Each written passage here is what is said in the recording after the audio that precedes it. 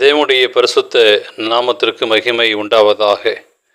இந்த காலை வேளை உங்கள் அனைவரையும் ஆண்டவராகிய இயேசு கிறிஸ்துவின் இன்ப நாமத்தில் உங்களை அன்போடு வாழ்த்தி வரவேற்கிறேன்.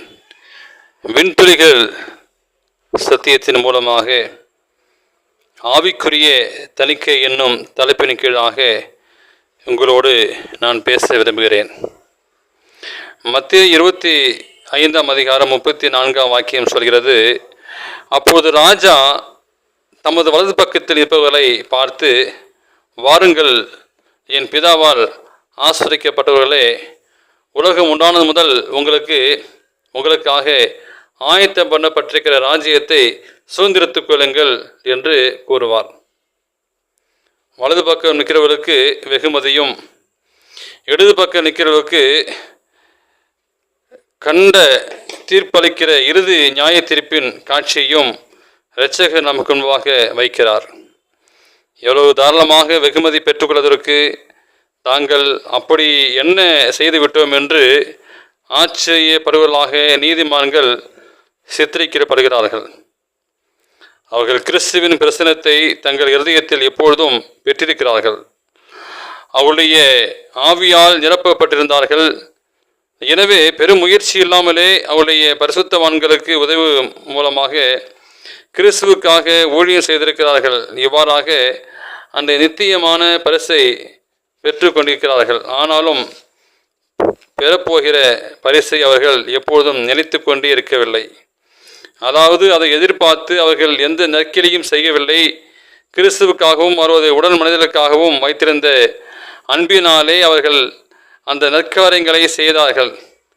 துன்பம் அனுபவிக்கும் மானிட ஜாதியோடு கிறிஸ்து தம்மை இணைத்து கொண்டதால் இரக்கப்பட்டு அன்போடு பரிவோடும் செய்யப்பட்ட ஒவ்வொரு நன்மைக்காகவும் தனக்காகவே செய்யப்படுவதைப் போல எண்ணுகிறார்கள். ஒரு தாழ்மையான உணர்வுடன் நாம் அனைவரும் அந்த வெகுமதியை மதித்து போற்ற வேண்டும். ஆசீர்வாதமான வெகுமதியை, வாக்குத்தத்தங்களை நாம் பெற்றுக்கொள்ளும் போது இயேசு கிறிஸ்து சரியானதை செய்வார் என்றும் தம்முடைய கிரியைக்கு தக்கதாக பலனை அவர் தருவார் என்றும் ஒரு முழு மனதோடு நம்ப வேண்டும், விசுவாசிக்க வேண்டும். நித்திய ஜீவனே தேவன் நமக்கு கொடுக்கும் பரிசாகும். வெகுமதியை குறித்து நாம் அதிகமாக கவலைப்படுவதை இயேசு விரும்பவில்லை. அனைத்து ஆதாரத்தையும் கணக்கில் வைக்காமல் தேவனுடைய சித்தத்தை தாம் செய்யலாம். ஏனென்றால் அவர் சித்தத்தை செய்வதே சரியான காரியமாகும். யாரெல்லாம் தங்களுடைய அன்றாட அலுவலுடன் விருப்பமுள்ள ஆர்வத்தோடும் இன்முகத்தோடும் ஏழைகளிடத்திலும் அனாதைகளிடத்திலும் ஒடுக்கப்பட்டவரிடத்திலும் துன்பப்பட்டவரிடத்திலும் நன்மையான பரிவோடு பழகுதலையும் கலந்து உதவி செய்கிறார்களோ அவர்களே மிக ஏராளமான வெகுமதிகளை பெற்றுக்கொள்வார்கள். சாந்தமும் மனத்தாழ்மையான ஆவியோடு, கிறிஸ்துவின் ஆவியோடு தங்களை சுற்றிலும் இருக்கிறவர்களுக்கு எந்த எதிர்பார்ப்பும் என்றும் அநேக சின்னஞ்சிறு உதவிகளை செய்கிறார்கள். அதை பற்றி சிறிது நினைக்காதிருக்கிறவர்கள் நம்மை சுற்றிலும் இருக்கிறார்கள்.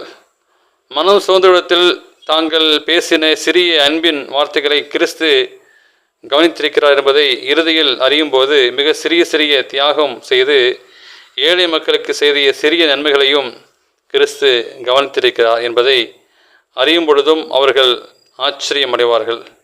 ஆண்டவர் ஆவியை நிறுத்தி பார்க்கிறார், அதற்கேற்ற பரிசுகளை அருளுகிறார். தூய்மையான தாழ்மையான குழந்தையை போன்ற அன்பான ஆவியே அவருடைய நற்கிரையிலே அவரது பார்வையில் விலையேற்பட்டதாக இருக்கிறது. அந்த ஆவிக்குரிய தணிக்கையிலே நீங்கள் நாளும் நின்று வெற்றி பெற வேண்டும்.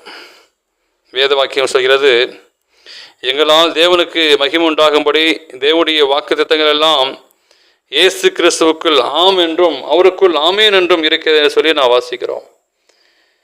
எனவே அன்பான தேவனுடைய பிள்ளைகளே, இந்த செய்தியை கேட்ட நீங்கள் நானும் ஒரு நாள் நியாய தீர்ப்பு நாளிலே நிற்கப்படுவோம். வெகுமதியை நாம் பெற்றுக்கொள்வோமா, அல்லது பரலோக வாசலுக்குள் நாம் செல்ல முடியுமா, அல்லது நரகத்திற்கு நாம் செல்ல முடியுமா என்பதை என்று தீர்மானித்து இந்த காலவேளை ஒப்புக் கொடுங்கள். இந்த நாளை செய்தியை கேட்டு உங்களையும் இந்த நாளை திருமண நாளையும் பிறந்த நாளையும் காணுகிற பிள்ளைகள் தேவன் தாமே ஆசீர்வதிப்பாராக.